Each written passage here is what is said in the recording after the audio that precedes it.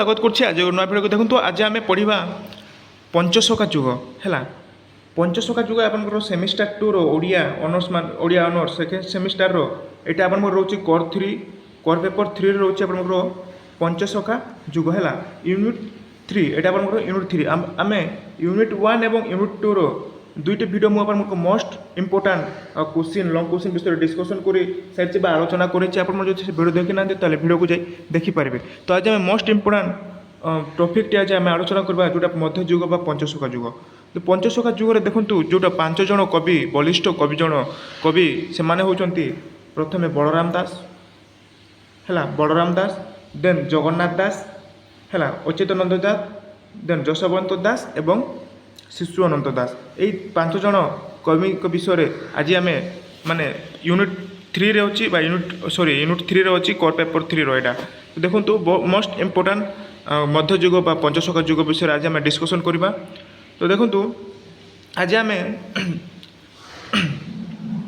बलराम दास को तार रचनावली विषय आलोचना करवा। विषय वस्तु मोस्ट इम्पोर्टाट एग्जाम रे आसिला आपने लिखिपारे। तो देखो जो चैनल को नुआ चैनल को सब्सक्राइब कर जाते जहाँ प्रत्येक दिन आम सब ओडिया ऑनर्स सेकेंड सेमिस्टर प्रत्येक दिन आम यही सब एमती सब नुआ नुआ भिडियो आपको लेके आसू है। तो चलते भिडियो को स्टार्ट करना। देखो आदि जुग व पंचसखा जुग किंतु ख्रीष्ट 16 शताब्दी आरंभ सप्तदश शताब्दी मध्य भाग पर्यंत 1500 ରୁ 1650 ख्रीष्टाब्द व्याप्त कालखंड ओडिया साहित्य में पंचसखा जुग भाव परिचित। तो यार टाइम पीरियड आप मन रखु 1500 ରୁ 1650 ख्रीष्टाब्द पर्यंत है। तो देखो आलोचनार सुकरता दृष्टि प्रस्तुत आलोचनार यही जुग को 2 भाग विभक्त कर। तो पंचसखा सर्वदास हूँ बलराम दास है जगन्नाथ दास अच्युतानंद दास जशवंत दास और अनंत दास है। तो कन्हाई खुंटिया माधव पट्टनायक माधव दासी प्रमुख केतेक कवि यही जुगर प्रथम भाग परवर्ती रीति जुग क्षेत्र प्रसिद्ध करवा अर्जुन दास शिशुंकर दास नरसिंह सेण कार्तिक दास विष्णु दास और प्रताप राय प्रमुख केतेक पौराणिक और काल्पनिक काव्यस्रष्टा समेत अन्य केत जन कवि को यही जुगर द्वितीय भाग में स्थान दि जाए। तो देखो यार टाइम पीरियड आप मन रखु पंचसखा जुग 1500 ରୁ 1650 ख्रीष्टाब्द पर्यंत। तो देखो आम आज पढ़ा जोटा कि बलराम दास है बलराम दास जगन्नाथ दास अच्युतानंद दास जशवंत दास। तो आज आम बलराम दास को माने पढ़ा रचनावली विषय जोटा विषय वस्तु कौन माने अच्छी ताहा आम जाना जहाँकि एग्जाम आसे। तो देखो तो ये आप देखिपारे है ये आप देखते बलराम दास को रचनावली। तो देखो बलराम दास को रचनावली कौन कौन अच्छी आम जाना माने मन रखु। किंतु बलराम दास अनेक ग्रंथ रचयिता। तो प्रकाशित ग्रंथ अपेक्षा अप्रकाशित ग्रंथ संख्याधीर अधिक है। तो एणु बलराम दास को जो ग्रंथाकालिक संग्रहित होती कदापि रचनार एक पूर्णांग तालिका भाव में ग्रहण कर। तो पुनस्त एकाधिक बलराम दास थिबार एमाने समस्ते सारस्वत साधक थिबार प्रणाम मिले। तो पुनस्त कहीं निम्नमानर कवि बलराम दास को प्रसिद्ध सुजोग ने निजर रचना को जनप्रिय करने निमंते बलराम दास नाम स्वलिखित ग्रंथ को भणित कर संभावना रही है। तेणु बलराम दास को नाम जो प्रकाशित अप्रकाशित ग्रंथगुड़िक लोक लोचन को आसी केतेक विशिष्ट ग्रंथ एक तालिका एठारे दि जाए है। तो देखो बलराम दास को मोस्ट इम्पोर्टाट माने विषय माने कौन सब रचना कर से विषय आपको जेकोसी 2 3 4टा आपको मन रखा पड़ो जहाँफल कि एग्जाम आसे बलराम दास को रचनावली आलोचना कर एमती प्रश्न आसला आपने गोटे कि 2टा आपने तार विषय वस्तु मन रखिक आप लिखिपारे। तो से विषय वस्तु आज आम माने आलोचना करवा। तो देखो प्रथम हूँ जगमोहन रामायण बट अवकाश भाव समुद्र लक्ष्मी पुराण श्रीमद् भगवद गीता ब्रह्मगीता और गुप्त गीता वेदांत गीता। देखो आप मन रखु माने बलराम दास कौन सब रचना कर यहाँ सब गोटे गोटे मन रखु। तो आज आम मोस्ट इम्पोर्टाट जगमोहन रामायण ये जगमोहन रामायण डिस्कसन करवा है। तो ये आप देखिपारे जगमोहन रामायण तार विषय वस्तु जाना जगमोहन माने कौन। देखो जगमोहन माने जगत को जे जिणी पारे है आम जगमोहन बोली कहीपर बुझे। तो चलतु जगमोहन रामायण विषय कौन अच्छे। तो किंतु शालदास पर ओडिया भाषा पुराण रचना करिथिबा कविगणक मध्य बलराम दास ଓ ପ୍ରଥମ ଓ ପ୍ରଧାନ ହେଲା। ତାଙ୍କ ରାମାୟଣ ଓଡ଼ିଆ ଭାଷାରେ ବୃହତ୍ ରାମାୟଣ। ତ ବର୍ତ୍ତମାନ ଏହାର ଦୁଇ ପ୍ରକାର ରୂପ ଆମେ ଦେଖିବାକୁ ପାଉ। ତ ଓଡ଼ିଶାର ଦକ୍ଷିଣାଞ୍ଚଳରେ ଏହାର ଅନ୍ୟ ଏକ ପ୍ରକାର ରୂପ ଦେଖାଯାଏ ହେଲା, ଯାହାର ଭାଷା ସେ ଅଞ୍ଚଳର ଭାଷା ଦ୍ୱାରା ପ୍ରଭାବିତ। ଏହି ଗ୍ରନ୍ଥକୁ ତେଣୁ କେହି କେହି ଦକ୍ଷିଣ ରାମାୟଣ ନାମରେ ନାମିତ କରିଥାନ୍ତି। ତ ମନେ ହୁଏ କେହି ପରବର୍ତ୍ତୀ କାଳୀନ କବି ଏହାର ଭାଷାରେ ପରିବର୍ତ୍ତନ ଆଣି ଏହାକୁ ସେହି ଅଞ୍ଚଳ ପାଇଁ ଉପଯୋଗୀ କରାଇଛନ୍ତି।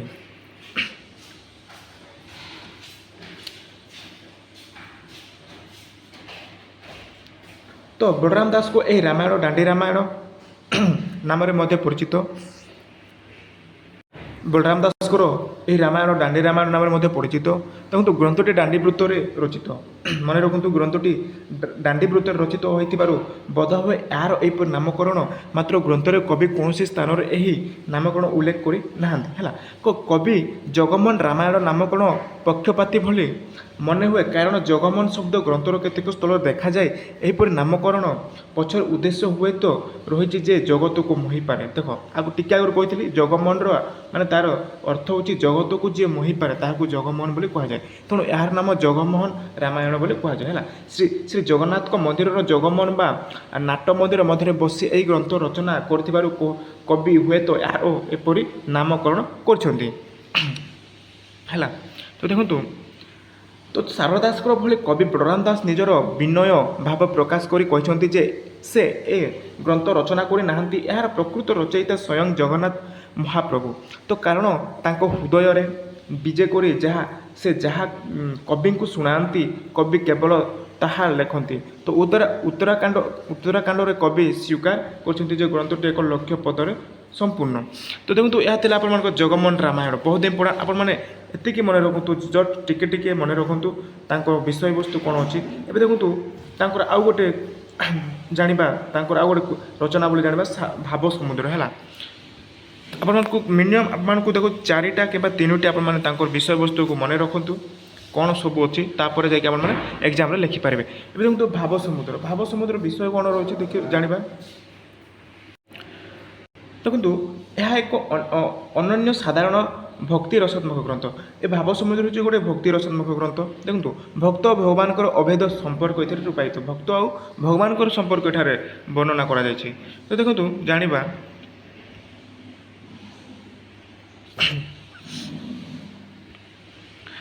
ଦେଖନ୍ତୁ ଏକଦା ରଥଯାତ୍ରା ଦିନ କବି ନନ୍ଦିଘୋଷର ରଥ ଉପରକୁ ଉଠିଛନ୍ତି ହେଲା। କେତେଜଣ ଈର୍ଷାକୁ ସେବକ ତାଙ୍କୁ ଅପମାନିତ କରି ରଥକୁ ଓହ୍ଲାଇ ଦେଇଛନ୍ତି। ତ ଗଭୀର ଦୁଃଖର ସହିତ କବି ସମୁଦ୍ର କୂଳକୁ ଯାଇ ବାଙ୍କି ମୁହାଣ ନିକଟରେ ବାଳିରେ 3ଟି ରଥ ତିଆରି କରିଛନ୍ତି। କିଏ? କବି 3ଟି ରଥ ତିଆରି କରିଛନ୍ତି, ଯାହାକି ତାକୁ ମାନେ ଅପମାନିତ କରିଛନ୍ତି ତାଙ୍କର ମାନେ କେତେଜଣ ଈର୍ଷାକୁ ସେବକମାନେ। ତ ତାଙ୍କ ଅପମାନିତ ପାଇଁ ସେ ଜଗନ୍ନାଥଙ୍କୁ ଦୋଷୀ ସାବ୍ୟସ୍ତ କରି ଧିକ୍କାର କରିଛନ୍ତି। ତାଙ୍କ ଅପମାନ ପ୍ରତିଶୋଧ ନେବା ନିମନ୍ତେ ନନ୍ଦିଘୋଷ ରଥ ତ୍ୟାଗ କରି ସେହି ବାଳି ରଥରେ ବିଜେ କରିବା ପାଇଁ ସେ ଜଗନ୍ନାଥଙ୍କୁ ପ୍ରାର୍ଥନା କରିଛନ୍ତି। କିଏ? କବି ବଳରାମ ଦାସ। ତ ଦେଖନ୍ତୁ ତାପରେ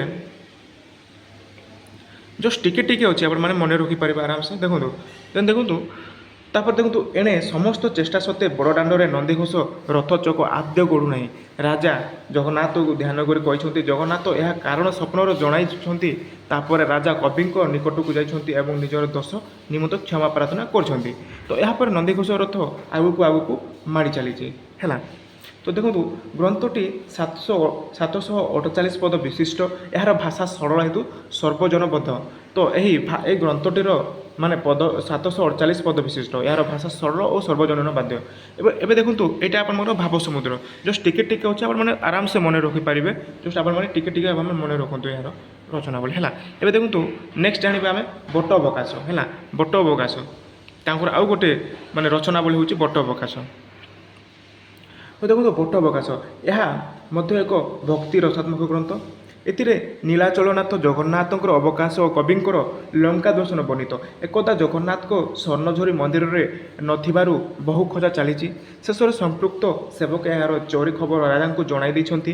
କିଛି ସମୟ ପରେ ବଳରାମ ଦାସ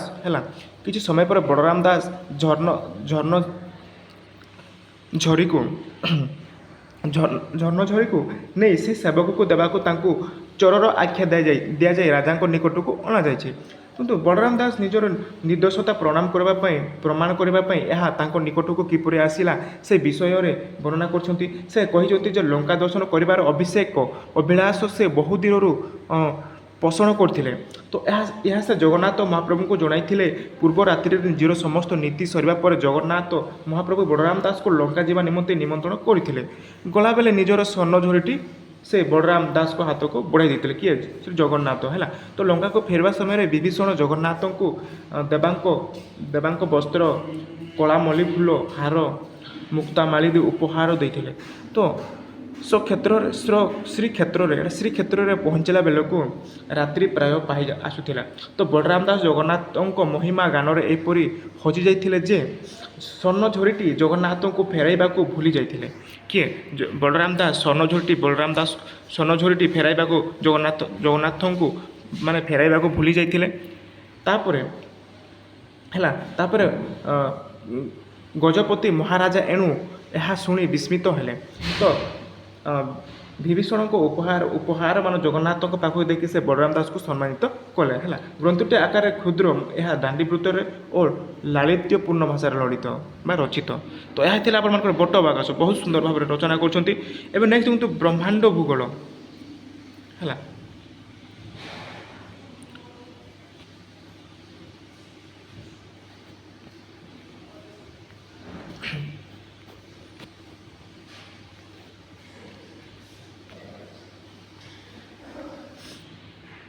ଦେଖନ୍ତୁ ବ୍ରହ୍ମାଣ୍ଡ ଭୂଗୋଳ, ଏଇଟା ମଧ୍ୟ ଆପଣଙ୍କୁ କିଛି ସର୍ଟରେ ଅଛି। ତ ଏହା ଏକ ତାତ୍ତ୍ୱିକ ଟୀକା ଗ୍ରନ୍ଥ। ହେଲା। ସଂସ୍କୃତ ଟୀକା ତଥା ଜଗନ୍ନାଥ ଦାସଙ୍କ ଭାଗବତର ଶତାଧିକ ପଦର ତାତ୍ତ୍ୱିକ ଆଲୋଚନା ଏଥିରେ ଦେଖିବାକୁ ମିଳେ। ତ ସଂସ୍କୃତ ଭାଗବତର ସୃଷ୍ଟି ତତ୍ତ୍ୱ ଓ ଜଗତତ୍ତ୍ୱ ସମ୍ବଳିତ ଆଉ ଅନେକ ଦର୍ଶନର ଜଗନ୍ନାଥ ଦାସଙ୍କ ଓଡ଼ିଆ ଭାଗବତର କେତେକାଂଶ ତାତ୍ତ୍ୱିକ ଆଲୋଚନା ଏଥିରେ ସ୍ଥାନ ପାଇଛି। ତ ଗ୍ରନ୍ଥଟି ହରି ଅର୍ଜୁନ କଥୋପକଥନ ଛଳରେ ରଚିତ। ହେଲା। ତ ପ୍ରାୟ ପ୍ରତ୍ୟେକ ଅଧ୍ୟାୟରେ ପ୍ରାରମ୍ଭରେ ଜଗନ୍ନାଥ ଦାସଙ୍କ ଭାଗବତରୁ ପଦ ଉଦ୍ଧାର କରି ତାହାର ଅର୍ଥ ବିଶ୍ଳେଷଣ କରିବା ପାଇଁ ଅର୍ଜୁନ ଶ୍ରୀକୃଷ୍ଣଙ୍କୁ ଅନୁରୋଧ କରିଛନ୍ତି। ଏହିପରି ପୃଥିବୀ, ମନୁଷ୍ୟ ଶରୀର, ଆତ୍ମା ଇତ୍ୟାଦି ବିଷୟରେ ଆଧ୍ୟାତ୍ମିକ ଅର୍ଥ ଭଗବାନ ଶ୍ରୀକୃଷ୍ଣ ପ୍ରଦାନ କରୁଛନ୍ତି। ତ ଗ୍ରନ୍ଥଟିର କଳେବରର ପୃଷ୍ଠ ହୋଇଛି 48ଟି କ୍ଷୁଦ୍ର କ୍ଷୁଦ୍ର ଅଧ୍ୟାୟରେ। ଏହା ଭାଗବତର ବାଣୀ ବା ନବାକ୍ଷରୀକୃତ ରଚିତ। ଗ୍ରନ୍ଥଟିର ଭାଷା ଷୋଡ଼ଶ ଓ ସ୍ମୃତି ମଧୁର। ତ ଏହା ଥିଲା ଆପଣମାନଙ୍କର କ'ଣ ଥିଲା? ବ୍ରହ୍ମାଣ୍ଡ ଭୂଗୋଳ। ହେଲା। ଏବେ ଦେଖନ୍ତୁ ନେକ୍ସଟ ଆମେ ଯେଉଁଟା ଲାଷ୍ଟରେ ଅଛି ଶ୍ରୀମଦ୍ ଭଗବତ ଗୀତା। ହେଲା। କିଏ ଲେଖିଛନ୍ତି? ଶ୍ରୀମଦ୍ ଭଗବତ ବଳରାମ ଦାସ ଲେଖିଛନ୍ତି। ହେଲା। ତ ଏହା ଦେଖିବା ବିଷୟବସ୍ତୁ। କିନ୍ତୁ ଏହି ଗ୍ରନ୍ଥଟି ଶ୍ରୀମଦ୍ ଭଗବତ ଗୀତାର ପଦ୍ୟାନୁବାଦ। ଗୀତା ଆମର ଏକ ପବିତ୍ର ଗ୍ରନ୍ଥ, ମାତ୍ର ଏହା ସଂସ୍କୃତରେ ରଚିତ ହୋଇଥିବାରୁ ଏବଂ ଏହାର ଭାବାର୍ଥ କ୍ଲିଷ୍ଟ ହୋଇଥିବାରୁ ସାଧାରଣ ପାଠକ ଏହାକୁ ପଢ଼ି ବୁଝିପାରନ୍ତି ନାହିଁ। ତ ଏହି ଅସୁବିଧା ଦୂର କରିବା ପାଇଁ ବଳରାମ ଦାସ ଏହାର ତତ୍ତ୍ୱକୁ ସରଳ ଓଡ଼ିଆ ଅନୁବାଦ କରିଛନ୍ତି। ତ ମୂଳ ଗୀତାଟି 18 ଅଧ୍ୟାୟ ବିଶିଷ୍ଟ ଆଲୋଚ୍ୟ ଗ୍ରନ୍ଥରେ ମଧ୍ୟ 18 ଅଧ୍ୟାୟ ରହିଛି। ତ ଜଗନ୍ନାଥଙ୍କୁ ପରବ୍ରହ୍ମ ଭାବେ ପରିକଳ୍ପନା କରି ତାଙ୍କ ଆଜ୍ଞା ବଳରେ ଗୀତାର ଅନୁବାଦ କାର୍ଯ୍ୟ ସେ ହାତକୁ ନେଇଥିବା କଥା ପ୍ରକାଶ କରୁଛନ୍ତି। ଏହାର ଲଙ୍କୁଶିନ ଆସିଲେ ଆପଣମାନେ ଲେଖିପାରିବେ। ନିଶ୍ଚୟ ଆସିବ ବଳରାମ ଦାସଙ୍କ ରଚନାବଳୀ ଆଲୋଚନା କର, 2-3ଟା ରଚନା ଆଲୋଚନା କର କହିଲେ ଆପଣମାନେ ଏହା ଲେଖିବେ। ତ ଦେଖନ୍ତୁ ଗ୍ରନ୍ଥର ଶେଷ ଭିଡ଼ିଓଟି ଲାଷ୍ଟକୁ ଦେଖନ୍ତୁ, ଆଉ ଟିକେ ରହିଲା, ଅଳ୍ପ ରହିଲା ଇମ୍ପୋର୍ଟାଣ୍ଟ ଭିଡ଼ିଓ। ତ ଗ୍ରନ୍ଥର ଶେଷରେ କବି ଗୀତାବକାଶ ନାମକ ଏକ ଅଧ୍ୟାୟ ଯୋଗ କରିଛନ୍ତି। ଏଥିରେ ସେ ନିଜ ଜୀବନରେ ଘଟିଥିବା ଏକ କାହାଣୀ ବର୍ଣ୍ଣନା କରିଛନ୍ତି। ତ ଏକଦା ଗଜପତି ପ୍ରତାପରୁଦ୍ର ବ୍ରାହ୍ମଣମାନଙ୍କ ଗହଣରେ ବ୍ରହ୍ମବିଦ୍ୟା ଶୁଣୁଥିଲେ। ଶ୍ରୀମନ୍ଦିର ମୁକ୍ତି ମଣ୍ଡପ ପରେ ନୃସିଂହ ନାମକ ଜଣେ ବ୍ରହ୍ମବେତ୍ତା ପଣ୍ଡିତ ଗୀତାକୁ ମୂଳରୁ ଶେଷ ପର୍ଯ୍ୟନ୍ତ ପଢ଼ି ଓଡ଼ିଆରେ ବୁଝାଉଥିଲେ। ତ ଶୂଦ୍ରମାନେ ବ୍ରହ୍ମବିଦ୍ୟା ଶୁଣିବା ଶାସ୍ତ୍ରମତ ହୋଇନ ଥିବାରୁ ସମସ୍ତ ଶୂଦ୍ରଙ୍କୁ ସେ ସ୍ଥାନ ପରିତ୍ୟାଗ କରିବାକୁ ପଡ଼ୁଥିଲା।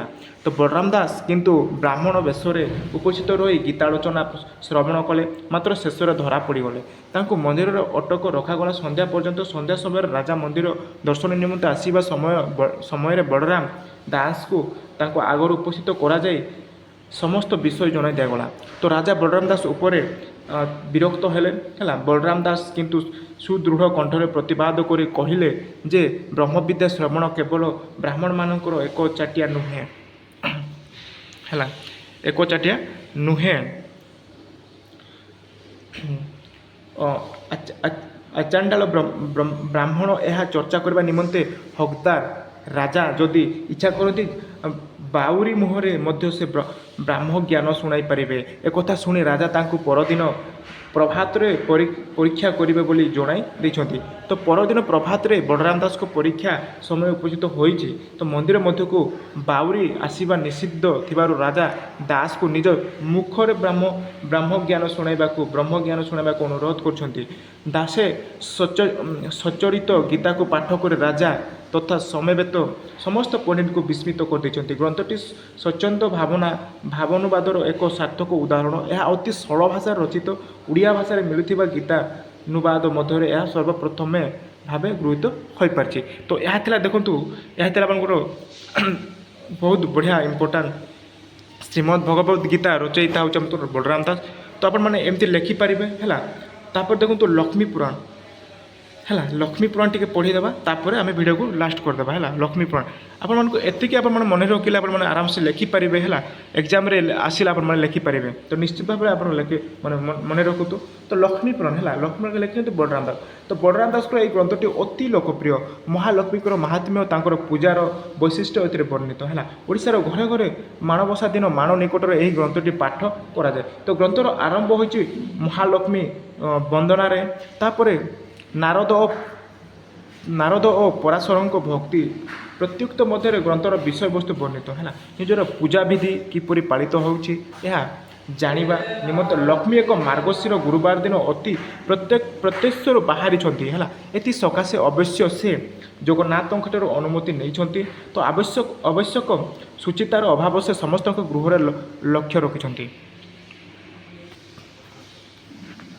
ତ ଶେଷରେ ପହଞ୍ଚିଛନ୍ତି ଚଣ୍ଡାଳ ସାହିରେ ହେଲା। ପ୍ରଥମେ କେଉଁଠି ପହଞ୍ଚିଛନ୍ତି? ଚଣ୍ଡାଳ ସାହିରେ। ସେଠାରେ ସିଆ ଚଣ୍ଡାଳିଶୀର ନିଷ୍ଠା ଓ ଶ୍ରୁତିତାରେ ମୁଣ୍ଡରେ ହୋଇ ସେ ତା'ର ଗୃହରେ ପ୍ରବେଶ କରୁଛନ୍ତି। ଫଳରେ ତା'ର କିଏ? ଲକ୍ଷ୍ମୀ ପ୍ରବେଶ କରୁଛନ୍ତି ହେଲା।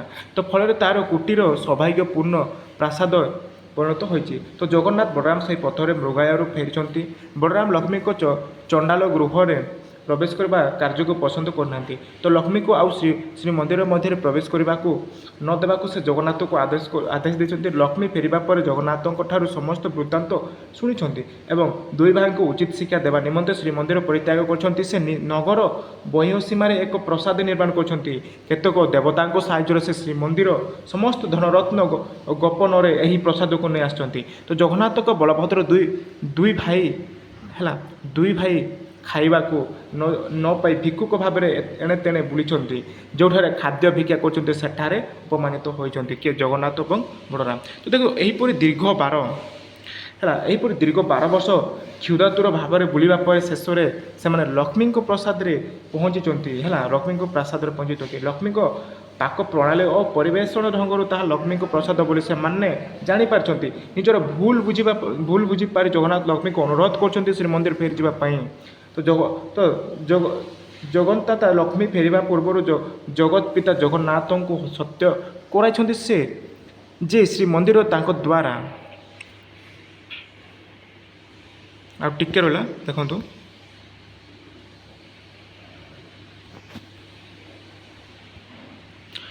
ତାଙ୍କ ଦ୍ୱାରା ପ୍ରସ୍ତୁତ କୈବଲ୍ୟ ବା ମହାପ୍ରସାଦକୁ ଚାଣ୍ଡାଳ ବ୍ରହ୍ମାଣ୍ଡ ସମସ୍ତେ ଏକତ୍ର ସେବା କରିବା ସୁଯୋଗ ପାଇ ସେଠାରେ ବର୍ଣ୍ଣ ବିଚାର କରିବ ନାହିଁ।